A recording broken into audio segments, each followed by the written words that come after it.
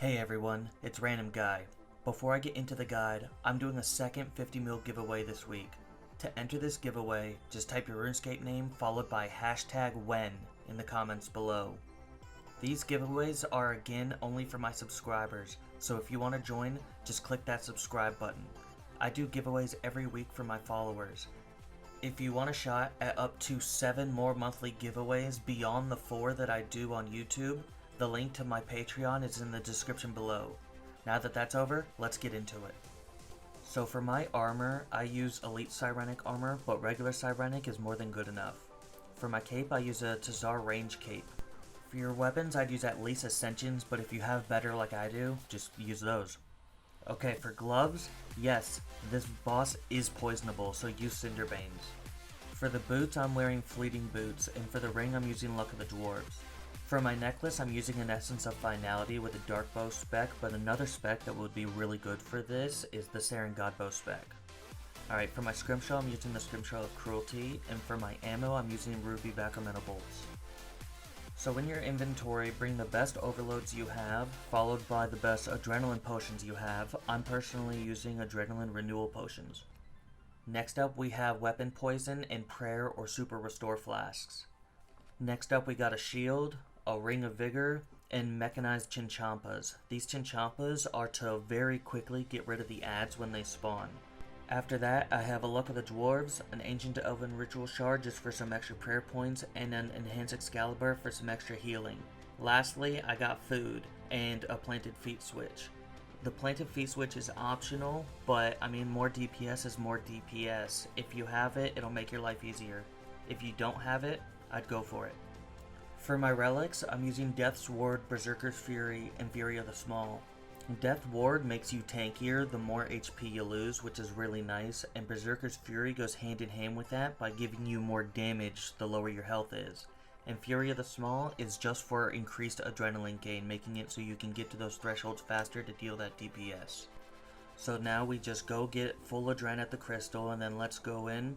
I like to pray mage when I first go in. I'm just putting on a random aura because I want to have something fill the slot. So let's get into it.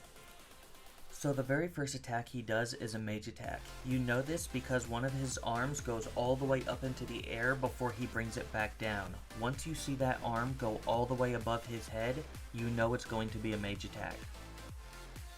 You see that green attack that he just did on me? That is a range attack.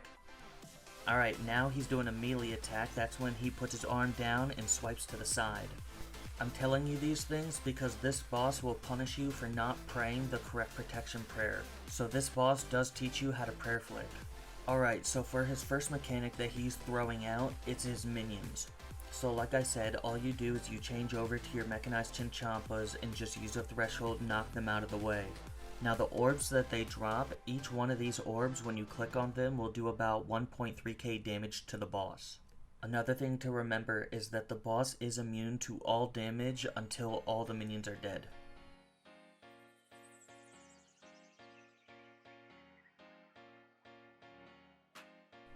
Okay, so the next mechanic he's doing is where he throws his arms down on either side of you, trapping you in the middle and dealing non-stop magic damage to you until you destroy one of his arms and then run out of the middle. The damage does grow over time, and if you take too long, it will kill you. So what I like to do in the beginning is to soul split some of my health back, and then towards the end switch to Mage Prayer.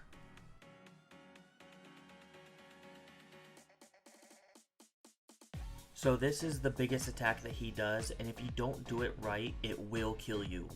What he does is he uses a huge magic attack, so you could either devotion it or resonance it.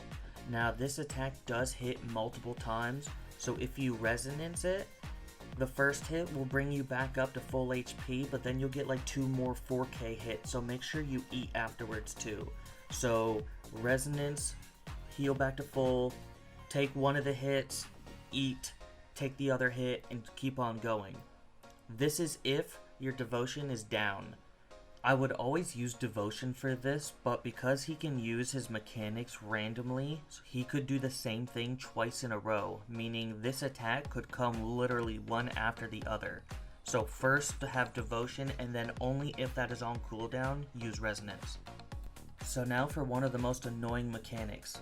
This mechanic, you can tell when it starts by the icicles moving in from the left and going to the right, trapping you at one end. When the icicles get all the way up, you will not be able to attack the boss anymore, and this pillar will spawn in, as you can see. These pillars deal non-stop damage to you while they're in you and taking away some of your prayer points.